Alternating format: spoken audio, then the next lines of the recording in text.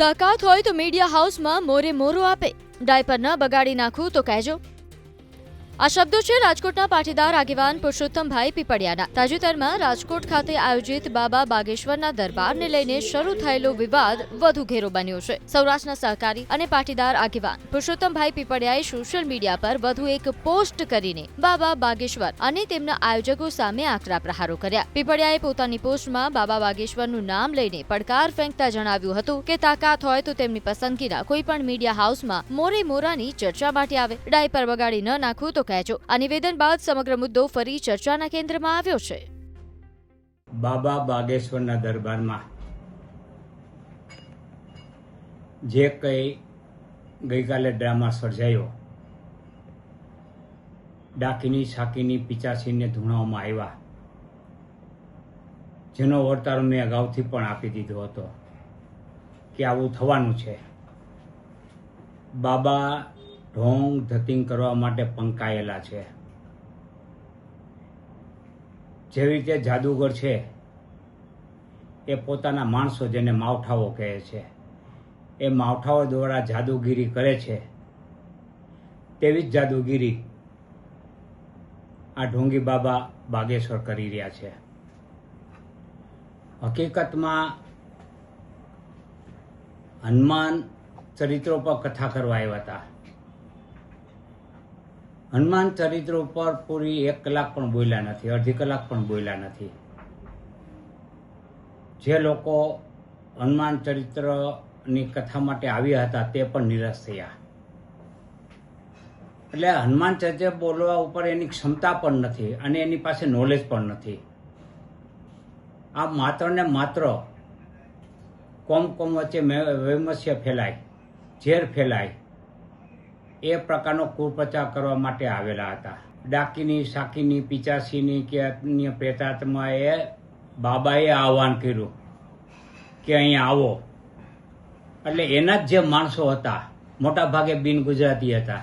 આમાં પડવું ન જોઈએ। અને સૌથી ગંભીર બાબત એ છે કે આ દરબારમાં બાળકોને ધૂણાવવામાં આવે છે।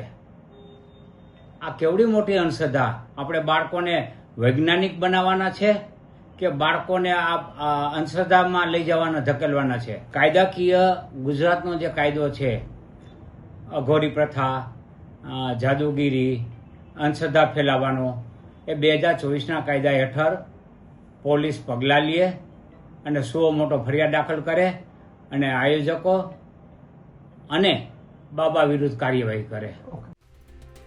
મહત્વનું છે કે પીપળિયા ગઈકાલે જ્યારે પોતાના ઘરેથી દિવ્ય દરબારમાં જવા નીકળ્યા તે વખતે જ તેમની અટકાયત કરવામાં આવી હતી। કાયદો અને વ્યવસ્થાને જોખમાવવાનું કારણ આપીને પોલીસે તેમને દિવ્ય દરબારમાં જતા અટકાવ્યા હતા અને ઉગ્ર દલીલો બાદ તેમની અટકાયત પણ કરવામાં આવી હતી। તો ગઈકાલે પણ સામાજિક અગ્રણી પુરુષોત્તમભાઈ પીપળિયાએ સોશિયલ મીડિયા પર દિવ્ય દરબારના આયોજન પર પ્રહાર કર્યા હતા। તો આ તરફ વિજ્ઞાન જાથા દ્વારા બાબા બાગેશ્વરની કથાના અંતિમ દિવસે કરાયેલા પ્રવૃત્તિ વિરુદ્ધ વાંધો ઉઠાવવામાં આવ્યો છે। જાથાએ આરોપ લગાવ્યો છે કે દરબારમાં દર્શાવવામાં આવતી કેટલીક પ્રવૃત્તિઓ અંધશ્રદ્ધાને પ્રોત્સાહન આપતી હોવાનું જણાય છે અને આ મામલે તેઓ રાજકોટ પોલીસ કમિશનરને લેખિત રજૂઆતો આપશે।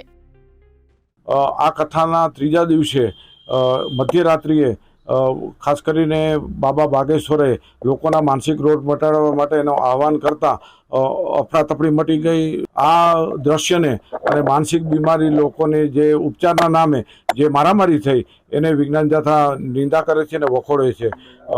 સરકારે છે કડકમાં કડક કાર્યવાહી કરવી જોઈએ, એટલા માટે કે ભવિષ્યમાં આ પ્રકારનું કોઈ પણ આયોજન હોય એને મંજૂરી પણ આપવી ન જોઈએ। અને વિજ્ઞાન જાથા છે બહુ સ્પષ્ટપણે છે આ બાબા છે પરચી અને ચમત્કાર અને આવા ઉપચારના નામે લોકોને મોટો માનવ મહેરામણ ઊભું કરે છે। વાસ્તવની અંદર પોતાનો પ્રચાર કરી અને ફંડ ફાળા એકઠું કરવાનું, હોસ્પિટલના નામે, અન્નપૂર્ણા રસોઈના નામે ફંડ ઉઘરાવવાનું કામ કરે છે અને લોકોને જે પરચીના બોલાવે છે તે પોતાના ષડયંત્રના ભાગરૂપે પોતાના આશ્રમમાં આવતા હોય તેને જ બોલાવે છે અને મોટાભાગના લોકોને મૂર્ખ બનાવે છે।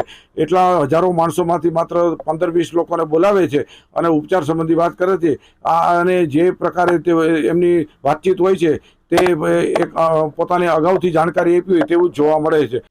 ઉલ્લેખનીય છે કે રાજકોટમાં તાજેતરમાં બાબા બાગેશ્વરના પીઠાધીશ્વર ધીરેન્દ્ર શાસ્ત્રી દ્વારા એક હનુમંત કથાનું તથા દિવ્ય દરબારનું આયોજન કરવામાં આવ્યું હતું, જેમાં અમદાવાદ, સુરત, વડોદરા સહિતના અનેક શહેરો અને ગ્રામ્ય વિસ્તારોમાંથી મોટી સંખ્યામાં શ્રદ્ધાળુઓ ઉમટી પડ્યા હતા.